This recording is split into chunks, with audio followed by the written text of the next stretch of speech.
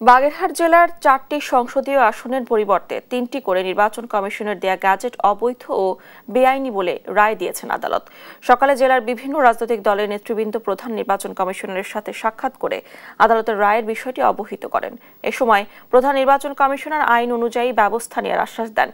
সংক্ষুব্ধ রাজনৈতিক দলের নেতারা বলছেন, জনগণের আকাঙ্ক্ষাকে উপেক্ষা করে সম্পূর্ণ বেআইনিভাবে কমিশন বাগেরহাট থেকে একটি আসন কমিয়ে গাজীপুর জেলায় একটি আসন বৃদ্ধি করে গ্যাজেট প্রকাশ করে। আদালত কমিশনের এমন সিদ্ধান্তকে বেআইনি ঘোষণা করে ঐতিহাসিক রায় দিয়েছে।